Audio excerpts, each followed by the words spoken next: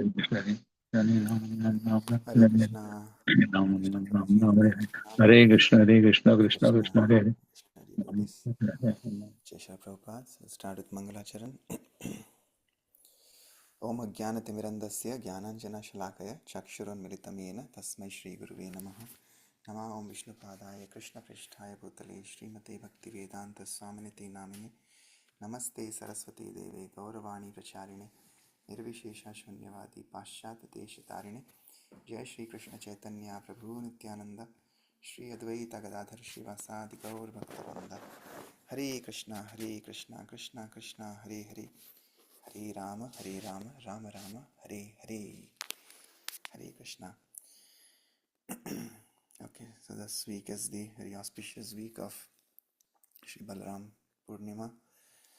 So we will recite this wonderful Balabhadra Stotra Kavach by Srila Vyasadeva. Put the link in the chat. So this can be our wonderful prayer for this week. I'm sharing the screen. Okay, hopefully everybody is able to see. So we'll sing this just like Srila Prabhupada sings the Mangala Arati. Right, so we'll sing the same meter. Samsara Davana Lida Loka.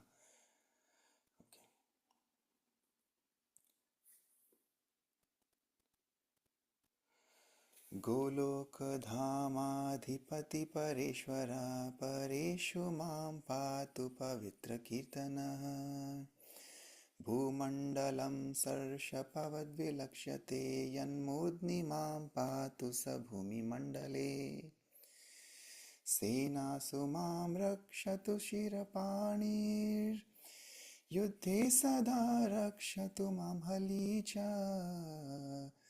दुर्गेषु शाव्यन्मुसलि सदा मां वनेषु सङ्कर्षण आदिदेवः कालिन्दजावेगहरो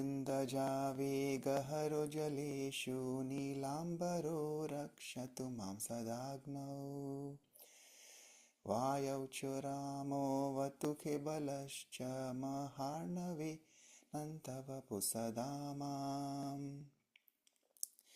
श्रीवासुदेवोऽवतु पर्वतेषु सहस्रशीर्ष च महाविवादे रोगेषु मां रक्षतु रहुणेयो मां कामपालोऽवतु भविपत्सु कामात् सदा रक्षतु धेनुकारिः क्रोधात् सदा मां द्विविधप्रहारी लोभात् सदा रक्षतु रोभात् सदा रक्षतु बल्वलारेर्मोहात् सदा मां किलमागधारिः प्रातः सदा रक्षतु वृष्णिधूर्यः प्राणे सदा मां मथुरापुरेन्द्रः मध्याह्नदिने गोपसखप्रपातु स्वरात् परानेवतु मां सदैव सायं फणीन्द्रोऽवतु मां सदैव परात् परो रक्षतु मां प्रदोषे पूर्णे निशीथे च दुरन्तवीर्य प्रत्युषकालेऽवतु मां सदैव वेदिक्षु मां रक्षतु रेवतीपतिर्दिक्षु प्रलम्बारिरधो यदूद्वा ऊर्ध्वं सदा मां बलभद्रारात् तथा समान्तात् बलदेव एव हि अन्तः सदा व्यात् पुरुषोत्तमो बहिर्नागेन्द्रलीलो वतु मां महाबलः सदान्तरात्मा च वसन् हरि स्वयं प्रपातु पूर्ण परमेश्वरो महान् देवासुराणां भयनाशनां च हुताशनं पापचयेन्दनानां विनाशनं विघ्नगतस्य विद्धि सिद्धासनं वर्मवरं बलस्य Hare Krishna, Krishna Krishna, Hare Hare, Hare Rama, Rama Rama, Hare Hare. Shri Balabhadra Stotra Kavach ki jai, Shri Vyasadeva ki jai, Shri Prabhupada ki jai. Okay, we'll read the translations of this wonderful prayer. Anybody would like to sing or read, the translations? I can do, Prabhu. Yes, Shri Mataji. Yeah. May Lord Balram, who is the master of Goloka, who is the supreme controller of all controllers, and whose fame is spotless, protect me. May Lord Balram, who on his head holds the earth as if it were a single mustard seed, protect me in this world. May Lord Balram protect me when I am surrounded by many armies. May Lord Balram, who holds a plough, always protect me in battle. May Lord Balram, who holds a club, always protect me in many fortresses. May Lord Balram, the Supreme Personality of Godhead, protect me in the forest. May Lord Balram, who wears blue garments and who stopped the Yamuna, always protect me in fire. May Lord Balram protect me in the wind. May Lord Balram protect me in the sky. May Lord Balram, who is Lord Ananta himself, always protect me in the great ocean. May Lord Balram, who is Vasudev's son, protect me on mountains. May Lord Balram, who has 1,000 heads, protect me in great disputes. May Lord Balram, who is Rohini's son, protect me from diseases. May Lord Balram, who fulfills desires, protect me from catastrophes. May Lord Balram, who is the enemy of Dhenukasur, always protect me from lust. May Lord Balram, who killed Dvivida, always protect me from anger. May Lord Balram, who is the enemy of Balval, always protect me from greed. May Lord Balram, who is the enemy of Jarasandh, always protect me from illusion. May Lord Balram, who is the best of the Vrishnis, always protect me at sunrise. May Lord Balram, who is the king of Mathura city, always protect me in the morning. May Lord Balram, who is a friend of the Gopas, always protect me at midday. May Lord Balram, who is supremely independent, always protect me in the afternoon. May Lord Balram, who is a king of serpents, always protect me at sunset. May Lord Balram, who is greater than the greatest, always protect me in the evening. May Lord Balram, whose power is invincible, always protect me in the middle of the night. May Lord Balram always protect me at every sunrise. May Lord Balram, who is the master of Revati, protect me from every direction. May Lord Balram, who is the enemy of Pralamba, protect me from every direction. May Lord Balram, who is the best of the Yadavas, protect me from below. May Lord Balram always protect me from above. May Lord Balram protect me from near and far. May Lord Balram protect me everywhere. May Lord Balram, who is the Supreme Personality of Godhead, always protect me from within. May powerful Lord Balram, who enjoys pastimes as a king of serpents, protect me from without. May Lord Balram, who is the Supreme Personality of Godhead, the Super Soul residing in everyone's heart, always protect me.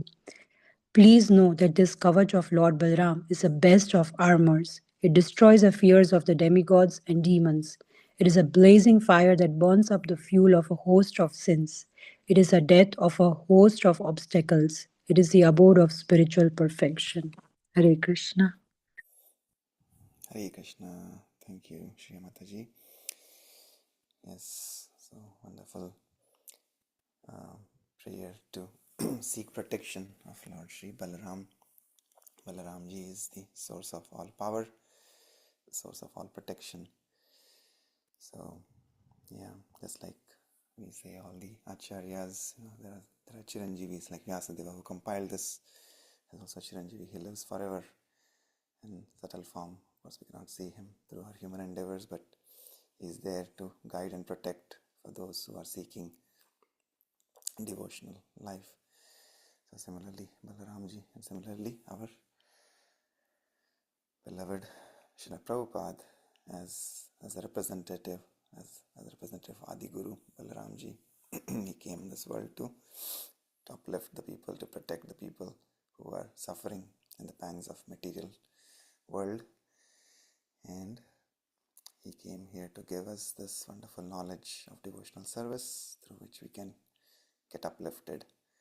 So in the similar mood, we pray to Balaramji, who is the source of all gurus, is the Adi Guru, and is the Balaram, he protects.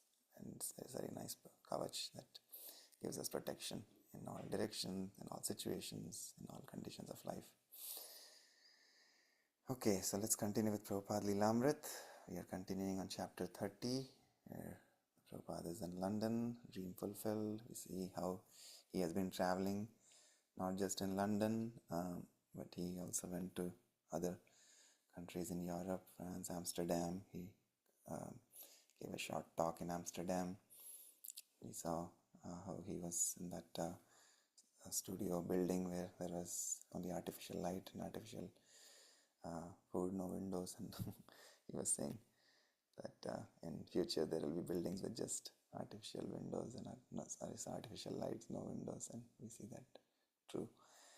And Prabhupada is also visiting a lot of Indians in London and giving them darshan and blessing their houses. So let's continue from here, the second moon landing. Okay, so continuing on chapter 30.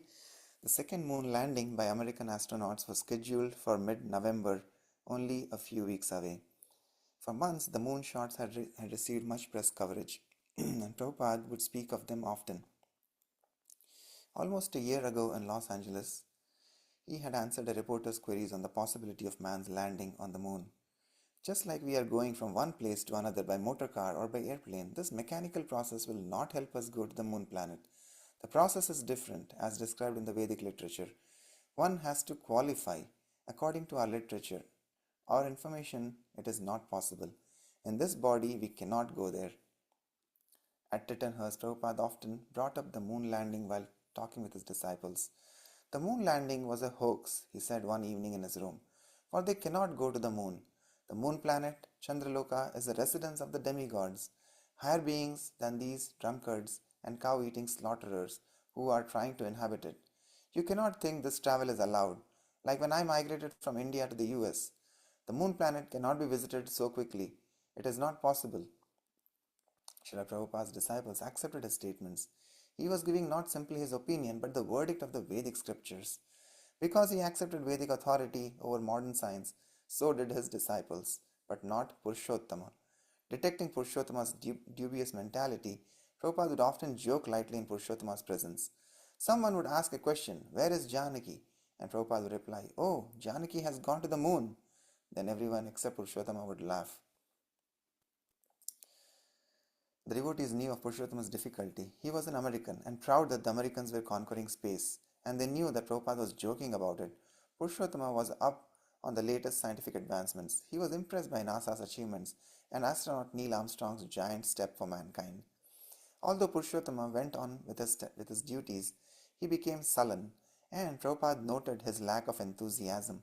One morning, Purushottama and Yamuna were together with Prabhupada in his room. Purushottama had several days' growth of beard and was wearing the same orange sweater he had slept in, whereas Yamuna was neat and clean. Although she had only 2 simple cotton saris, she would always put on a freshly washed and ironed one before going to see Prabhupada. Looking at his 2 servants, Prabhupada said, "Yamuna, you have so many saris. They are all so beautiful." Yamuna looked up at Prabhupada in surprise. "I don't have so many, Srila Prabhupada." "No," he said. "You are wearing a new piece of cloth every day. It is so nice. You're always looking so neat and clean. And your tilaka. Purushottama, what do you think? Who do you think has the best tilaka?" Purushottama didn't answer. "Beautiful tilaka," Prabhupada said, means beautiful person. About 6 o'clock that same evening, Yamuna was cooking puris and potatoes for Prabhupada when she heard him ring the servant's bell. Leaving the ghee on the fire, she ran up to Prabhupada's quarters. He talked with her about the lecture he would give that evening and eventually asked, "When will prasadam be ready? Before the discourse?" "Yes, Srila Prabhupada, I am." Yamuna smelled smoke. "Oh," she gasped. "Please excuse me, Prabhupada. I have left some ghee on the fire." Rushing downstairs, she found the kitchen filled with black smoke. She couldn't see the stove. "Purushottam, Purushottam," she cried. Purushottam arrived, and together they groped through the smoke. Somehow Purushottam extinguished the fire before it caused serious damage. Purushottam and Yamuna were covered with soot. Their faces were black, and Purushottama's orange sweater, his robes, and Yamuna's sari were all blackened. Suddenly, Prabhupada rang the servant's bell, and they both hurried upstairs to tell him about the fire. When Janaki returned downstairs and saw the mess, she ran upstairs to Prabhupada's room, where Yamuna and Purushottama stood, still covered with soot, before Prabhupada.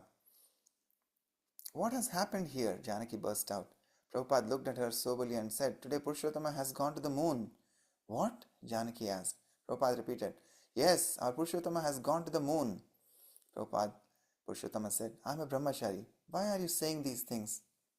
"Being a brahmachari is no restriction from going to the moon. Anyone can go," Prabhupada said, winking. The devotees regularly encountered John and Yoko. Although originally interested in a business relationship, John was inclined toward the devotees. But his friends advised him not to get involved with the Swami and his group, so he remained aloof.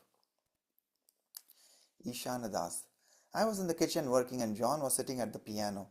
He had a piano in the kitchen, a great upright piano with all the varnish removed, bare wood, and in this way he was sitting at the piano playing Hare Krishna. The man was actually a great musician, and he played Hare Krishna in every musical idiom you could think of, bluegrass music, or classical music, or rock and roll, or whatever. He would go at will from one idiom to another, always singing Hare Krishna. It was so natural for him, and one could see that he was a musical genius, and in this way he was entertaining me, and he was obviously really enjoying it. So anyway, while this piano playing was going on with the great vigor and enthusiasm, this chanting Hare Krishna, his wife, Yoko Ono, appeared in a nightgown or what have you and said in a very distressed tone, "Please, John, I have a terrible headache. Can't you stop that sort of thing and come upstairs with me?" George was different. He was drawn to Prabhupada. When one of the devotees had asked, "Why out of all the Beatles are you only interested?" George had replied, "It is my karma. One of the things in my sign is the spiritual side." George Harrison. Prabhupada just looked like I thought he would. I had like mixed feeling of fear and awe about meeting him. That's what I liked about later on after meeting him more. I felt that he was just more like a friend. I felt relaxed. It was much better than at first because I hadn't been able to tell what he was saying and I wasn't sure if I was too worldly to be even there. But later I relaxed and felt much more at ease with him, and he was very warm towards me. He wouldn't talk differently to me than to anybody else. He was always just speaking about Krishna, and it was coincidental who happened to be there. Whenever you saw him, he would always be the same. It wasn't like one time he would tell you to chant the Hare Krishna mantra and then the next time say, "Oh no, I made a mistake." He was always the same. Seeing him was always a pleasure. Sometimes I would drop by, thinking I wasn't planning to go, but I better go because I ought to, and I would always come away just feeling so good. I was conscious that he was taking a personal interest in me. It was always a pleasure. George was attracted to Krishna, and he liked to chant. Even before meeting Prabhupada, he had learned something of Krishna from Maharishi Mahesh Yogi, from the autobiography of Paramhamsa Yogananda, and from traveling in India. But Prabhupada's instructions in particular impressed upon him that Lord Krishna was the absolute truth, the origin of everything. George. Prabhupada helped me to realize the multifaceted way to approach Krishna, like the prasadam, for example. I think it is a very important thing, prasadam, even if it is only a trick. Like they say, the way to a man's heart is through his stomach. Well, even if it's a way to a man's spirit soul, it works. Because there is nothing better than having been dancing and singing or just sitting and talking and then suddenly they give you some food. It's like it's a blessing. And then when you learn to touch him or taste him, it's important. Krishna is not limited, and just by Prabhupada's being there and pouring out all of this information, I was moved. It's like the mind is stubborn, but it is all Krishna. That's all you need to know. It's all Krishna. This world is his material energy too, the universal form. And in Prabhupada's books, there are these pictures showing Krishna in the heart of a dog and a cow and a human being. It helps you to realize that Krishna is within everybody. Although Prabhupada might have been teaching some higher aspect, what came through to me a lot was a greater understanding of how Krishna is everywhere and in everything. Prabhupada explained about the different aspects of Krishna, and he provided a meditation where you could see Krishna as a person everywhere. I mean, there isn't anything that isn't Krishna. Prabhupada saw George as a nice young boy and a devotee of Krishna. According to the Bhagavatam, no matter what a person may be materially, if he is a non-devotee and never utters the holy name of God, he cannot possess any good qualities. Many Swamis and yogis in India, even some who considered themselves Vaishnavas, had no faith in or understanding of the holy names of Krishna. But George liked to chant Hare Krishna, and he had put the holy name of Krishna in his songs, which were tremendously popular all over the world. So he was serving Krishna through his music, and that made all the difference. Mr. George Harrison appears to be a very intelligent boy, and he is, by the grace of Krishna, fortunate also. On the first day, he came to see me along with John Lennon, and we had talks about 2 hours. He wanted to talk with me more, but he has now gone to his sick mother in Liverpool. Prabhupada also saw George as a rich man, and Lord Chaitanya had strictly instructed devotees in the renounced order not to mix with worldly men. But Lord Chaitanya had also taught that a devotee should accept any favorable opportunity for propagating Krishna consciousness. If this boy cooperates with our movement, it will be very nice impetus for, after all, he's a moneyed man. These moneyed men have to be very cautiously dealt with in spiritual life. We have to sometimes deal with them on account of preaching work. Otherwise, Lord Chaitanya Mahaprabhu has strictly restricted to mix with them for Krishna conscious people.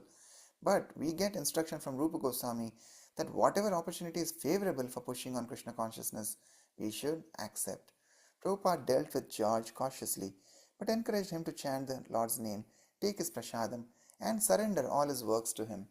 When the devotees in the US heard of Prabhupada's dealings with the Beatles, some of them exaggerated the closeness of the relationship, especially in the case of John Lennon. Prabhupada heard of this and immediately stopped it. Regarding the booklet you and Gargamuni are sending, in the introductory portion signed by you and Gargamuni, you have said that I am personally instructing John Lennon and George Harrison in the yoga of ecstasy. This is not very satisfactory. Of course, George Harrison sometimes comes to see me and naturally I instruct him on the Bhakti Yoga, but the statement in the letter gives hint as if I have been invited by them for this. If this comes to their notice, they may take some objection, which will not go to our credit. These things should not be publicly advertised, and I do not know why this has been done. Anyway, if you have not distributed many of them, you just try to take out the portion which is not a fact. George. Prabhupada never really suggested that I shouldn't do what I was doing. I heard that at different times he would say to the devotees that I was a better devotee because of my songs and the other things I was doing. He never actually said that to me, but I always heard that. And the good thing for me was that I didn't have a feeling that I needed to join full time. I think it would have spoiled it if he had always been on at me, saying, why don't you pack in doing what you are doing and go and live in a temple somewhere? He never made me feel any different, like I wasn't quite in the club. He was never like that. I am a plainclothes devotee. It's like that. I saw my relationship that I should help when and where I could, because I know people in the society. It's like any half decent person. You just try and help each other a little bit. He was always pleased with me because anything I did was a help. I mean, not just to Krishna temple as such, but just to anything spiritual that I did, either through songs or whatever. It pleased him. He was just always very friendly. He was always chanting, and at times he said that to me, just to keep chanting all the time or as much as possible. I think once you do that, you realize the chanting is of benefit. There are some gurus who go around making out that they are it, but Prabhupada was saying, I am the servant of the servant of the servant of Krishna, which is really what it is, you know. He wasn't saying, I am the greatest and I am God and all that. With him, it was only in the context of being a servant, and I like that a lot. I think it's part of the spiritual thing. The more they know, then the more they actually know that they are the servant, and the less they know, the more they think they are actually God's gift to mankind. So, although he was obviously a very powerful individual, very spiritually advanced, he always retained that humbleness. And I think that is one of the most important things, because you learn more than all the words he says, you learn really from the example of how he lives and what he does. The Daily Sketch reported, Krishna people dine out at John and Yoko's place. A photograph shows the devotees seated out of doors taking prasadam. Lunchtime at Titanha's Park, stately home of John Lennon and Yoko Ono, and one of the Lennon's house guests take their places in yesterday's sunshine. The picnickers are followers of the Indian Swami, His Divine Grace Abhay Charan Bhakti Vedanta. They have adopted the ways of the East, from their clothes and shaven heads right down to the Indian curry they eat with their fingers, which is all rather out of character for a place like Tittenhurst Park, which cost John £150,000 and covers 60 acres of most exclusive Sunning Hill near Royal Ascot Racecourse. Prabhupada and his people and John and Yoko and theirs made an odd combination. 2 days after Prabhupada's arrival at Tittenhurst, John and Yoko had flown to Canada to perform with the Plastic Ono Band at Toronto's Rock and Roll Revival at Varsity Stadium. In October, John and Yoko had recorded wedding album and began work on a film, Rock and Roll Circus, and John had recorded Cold Turkey. Although John was usually shy, the devotees working at the main house found him open-hearted and generous with his possessions. He invited the devotees to stay permanently at Tittenhurst and farm. Whatever he had, he said, he would share with them. One day Yoko asked Yamuna if a devotee couple could stand in for her and John on stage at a London theatre. She and John had previously appeared there dressed in only a burlap bag and were supposed to make another appearance. But Yoko thought perhaps a devotee couple could take their place. The crowd, she said, might never know the difference, and even if they did, it would be a hilarious publicity stunt for the devotees.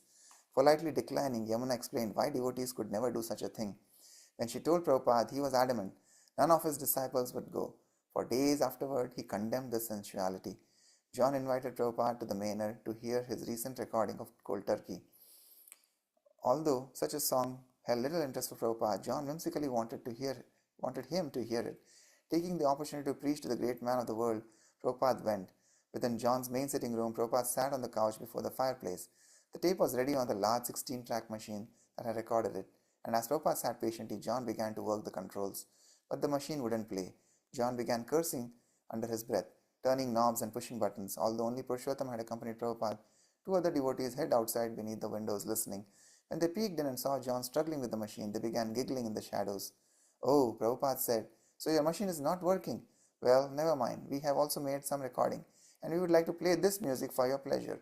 John resigned himself to listening to Prabhupada singing, and Prabhupada was saved from the cold turkey. Okay, we'll pause here. We'll continue from here tomorrow. Okay. All right, anybody would like to share any thoughts, reflections from today's reading?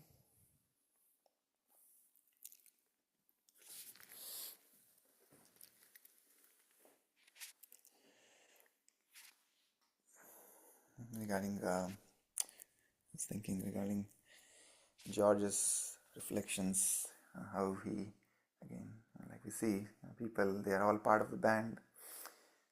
They may have some differing opinions, difference of thoughts, but still they came together and formed a band, Beatles. And but we see again, every individual is unique, so we don't really have to compare ourselves with others. But George versus John, two of them from the famous band, but still, one, you could see his purity of the heart and maybe a little more advancement in spiritual journey, because of, like he was thinking, it was because of his karma, and it indeed may have been from his previous life, what spiritual credits he was carrying, which attracted him more, and he was more receptive, and he was more humble, and because he could see that mode of humility in Srila Prabhupada, and that samabhava, that no matter what the situation, he was always equipoised, and for him it was always about Krishna. He was always sharing the message of Krishna. It didn't really matter if it was a street beggar who came to him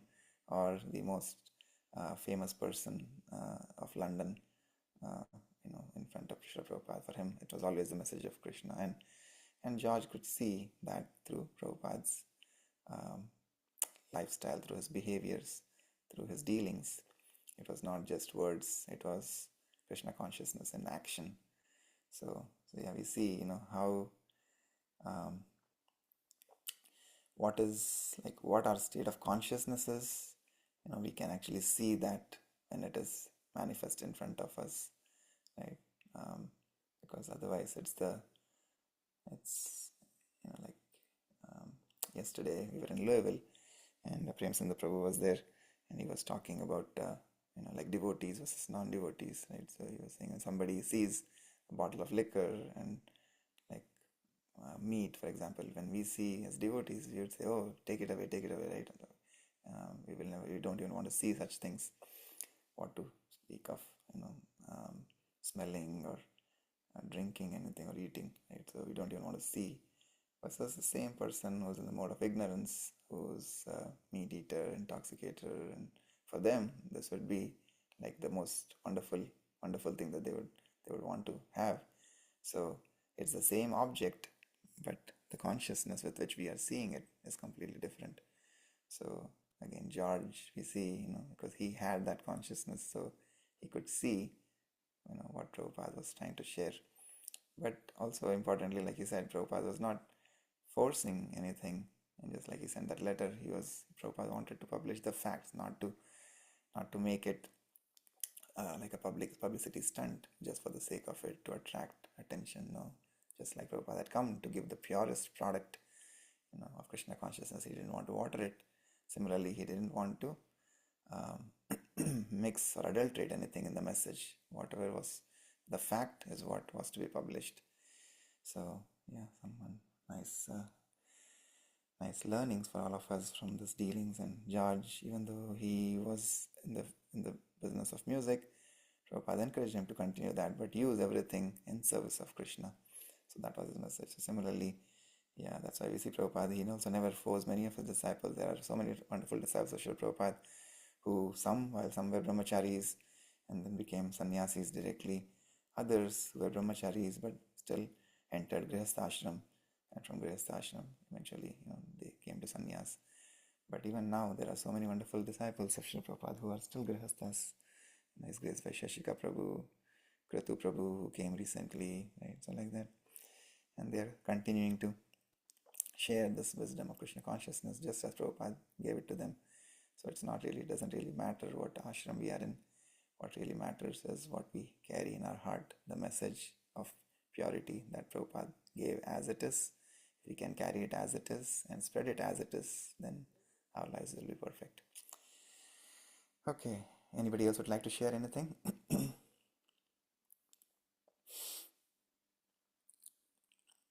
Yes, Prabhu. I really like the fact that when he says that it's so easy to see Krishna, in the form of food. In the form of prasadam, you can see it doesn't necessarily have to be like, sitting and like thinking about him. You can see Krishna everywhere. So I really liked. I think I saw a meme also related to this, that whenever there are simple things, when water is offered to Krishna, it becomes purified, or it becomes Ganga. When food is offered to Krishna, it becomes prasadam. And then I think there are various things. When fire is related to Krishna, it becomes yagna. So I don't know if anybody knows that meme. There are several things mentioned, but if it's in context with Krishna, it becomes um, purified and becomes something else. So I really like that you can also see, whenever you see prasadam, you can think of Krishna. Same like in Jagannath Puri, they say that prasadam itself is Krishna. So really like that how easy it is to see Krishna. Yes. Yeah, that's the vision of a pure devotee. So thank you for becoming a pure devotee. You're seeing Krishna everywhere. So that is the quality we have to develop. Yes, presence of the Lord everywhere. Of course, today is Ekadasi, so our prasadam today will be austere. Of course, we are not those who are doing Nirjala Ekadashi. For them, it is very very austere. But yeah, we still take prasadam without grains and beans.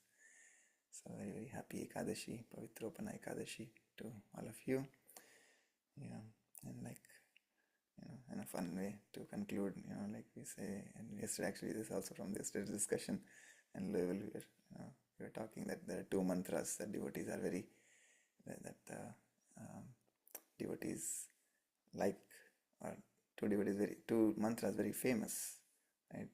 Om Namo Bhagavate Vasudevaya. So as soon as devotees hear that mantra, everybody goes to sleep, right? Because that's when the Bhagavatam class is starting. But the other mantra is At Mahaprasade Govinde. As soon as we sing the prayer, everybody knows, oh, it's time to prasada now. So let's wake up.